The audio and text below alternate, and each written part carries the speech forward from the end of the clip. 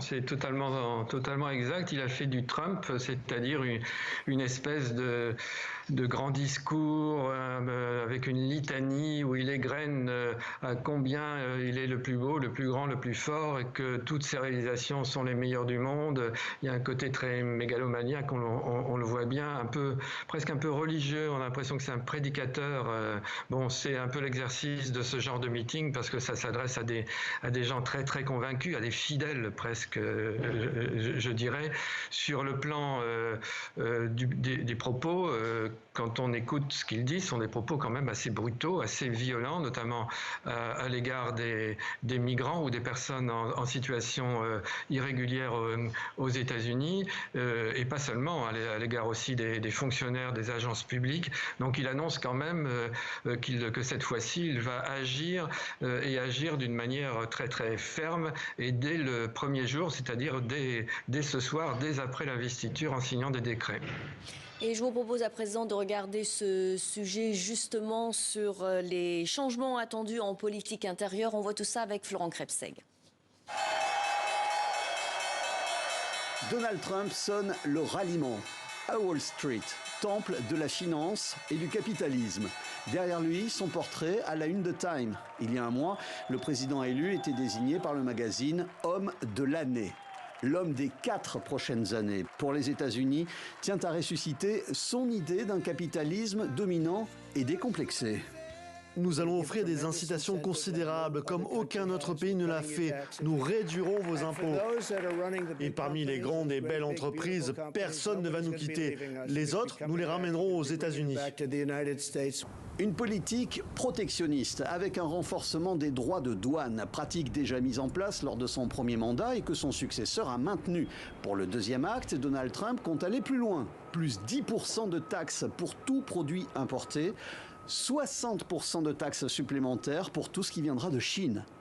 Ces augmentations de taxes et la libéralisation du marché de l'énergie suffiraient, selon lui, à faire baisser les prix.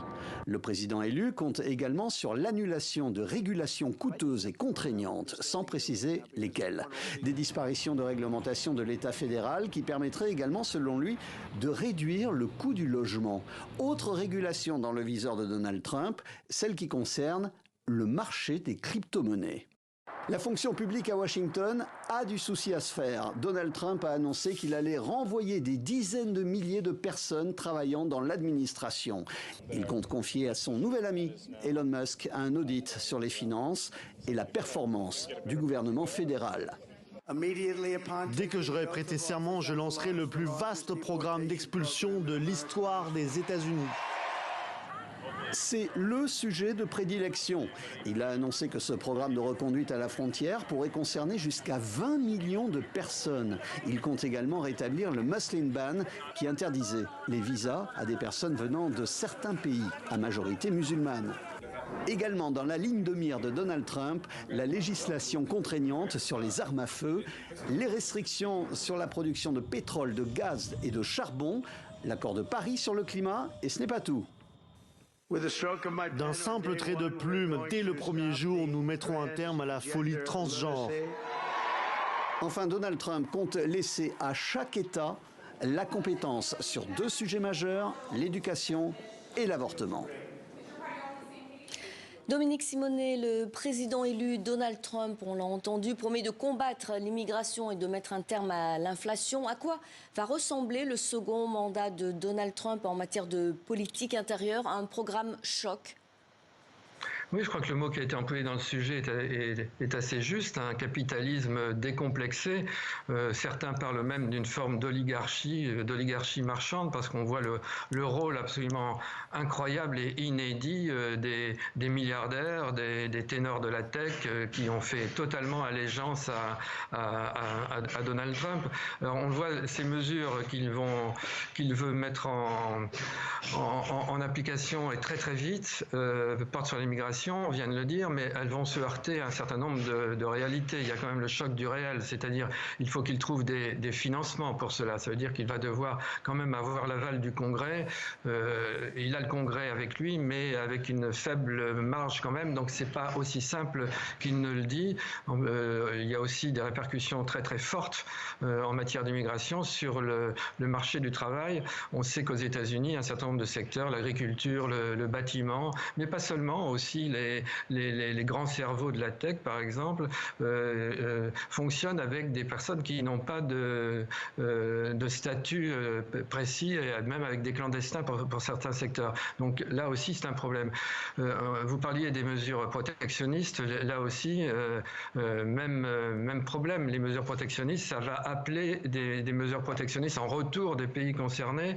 Et puis, les droits de douane, ceux qui vont payer l'augmentation des droits de douane, ça va être les consommateurs américains, parce que les prix de la consommation, qui sont déjà très très élevés aux États-Unis, vont augmenter. Donc, ça peut augmenter l'inflation. Vous voyez, il y a des effets comme ça, boomerang, de ces mesures. L'une des choses où il peut le plus agir facilement, c'est par décret, ce qu'il va le faire, et donc de défaire les décrets d'Obama et de Biden, notamment en matière de régulation, de normes de régulation. Et là, notamment tout ce qui concerne la régulation climatique, il va le déréguler, de permettre aux pétroliers d'avoir de possibilités de forer comme ils le veulent, d'élargir la production. Donc sur le plan du climat, c'est pas forcément une bonne nouvelle pour la lutte contre le réchauffement. Et dernier point, vous le disiez aussi dans le sujet,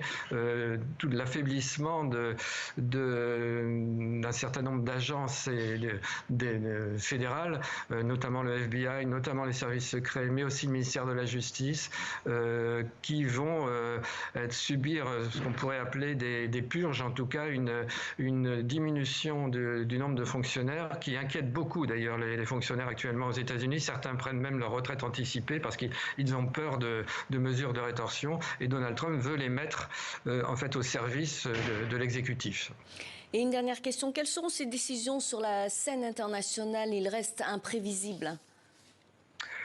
Oui, enfin, Donald Trump veut en finir avec les guerres, ça il l'a dit, en tout cas les guerres extérieures, les guerres européennes. Avec l'Ukraine, il veut s'en dégager le plus vite possible. Il avait dit 24 heures, mais maintenant il parle de 6 mois, et donc une négociation avec Vladimir Poutine, c'est pas si simple, parce que les Ukrainiens sont pas dans la boucle, les Européens non plus, et un deal entre Vladimir Poutine et Donald Trump ne va pas forcément résoudre tous les problèmes, parce qu'en réalité, ça consiste à dépecer l'Ukraine et à donner les territoires acquis à Poutine. Au Moyen-Orient, en revanche, on voit que l'action de son envoyé spécial a joué un rôle déterminant dans la libération des premiers otages et d'un accord. Donc là, c'est un homme fort, et on voit que dans ce contexte, la force, la détermination et la brutalité, je dirais, est déterminante. Donc là, il peut effectivement faire avancer les choses beaucoup plus facilement.